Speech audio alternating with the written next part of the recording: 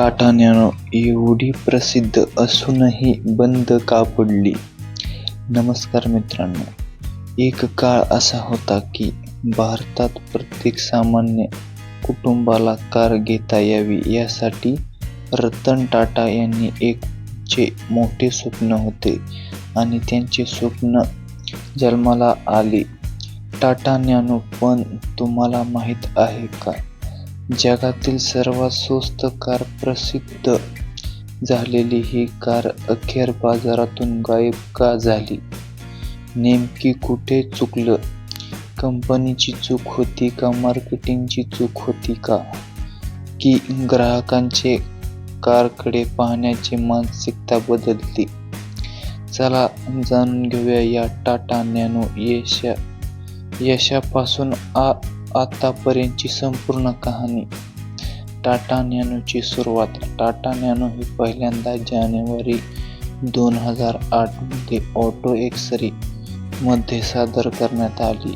या कारची सर्वात मोठी खासियत म्हणजे तिची किंमत. टाटा नॅनो मोटर्सची जवळपास 1 लाख रुपयाच्या सुरुवातीची किमतीची कार म्हणून सादर केली.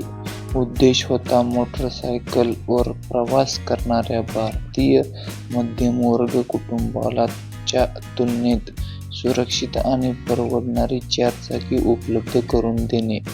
पण सुरुवातीपासून या कारसमोर अनेक अडचणी उभ्या राहिल्या.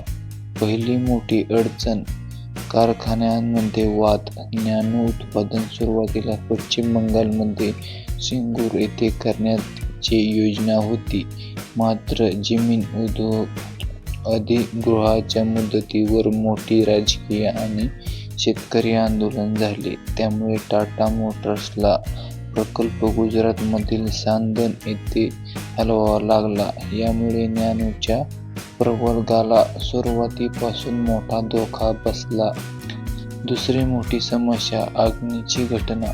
नॅनो बाजारात आल्यानंतर काही गाड्यांना आग लागल्याच्या घटना समोर आल्या. यामुळे ग्राहकांच्या मनात कारच्या सुरक्षेबद्दल प्रश्न निर्माण झाला. कंपनीने या घटनेबाबत स्पष्टीकरण दिले आणि कारमध्ये सुधारणा केली, पण सुरुवातीची नकारात्मक प्रतिमा पूर्णपणे दूर करणे कठीण होते. आणि मग टाटा नॅनो बंद कशी झाली? 2018 मध्ये टाटा मोटर्सने नॅनोचे उत्पादन मागणीनुसार करण्यात आले पद्धत स्वीकारली. म्हणजे डीलरकडून मागणी आली तर कार तयार केली जाई किंवा उपलब्ध स्टॉकमध्ये कार दिली जाई. 2018 च्या अखेरीस उत्पादन जवळपास थांबले होते. डिसेंबर 2018 मध्ये 82 नॅनो कार तयार झाल्या आणि त्यानंतर बराच काळ उत्पादन झाले नाही. यशस्वी नवीन सुरक्षा आणि BS-VI उत्सर्जन निर्मितीसाठी कारमध्ये मोठी गुंतवणूक आवश्यक होती. कमी विक्रीमुळे त्या गुंतवणुकीची आर्थिक गणित जुळत नसे. पण मित्रांनो, टाटा नॅनोला आजच्या काळात नवी डिझाईनसह आधुनिक फीचर्स आणि इलेक्ट्रॉनिक्स कार म्हणून पुन्हा लॉन्च केले तर ती पुन्हा यशस्वी होऊ शकते का?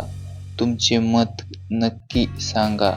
अशा इतिहासातील आणि भारतीय महत्त्वाच्या घटकांची माहिती मिळवण्यासाठी रॉयल हिस्ट्री या चॅनलला सबस्क्राईब करा. व्हिडिओ आवडला तर व्हिडिओला लाईक करा, शेअर करायला विसरू नका. धन्यवाद मित्रांनो.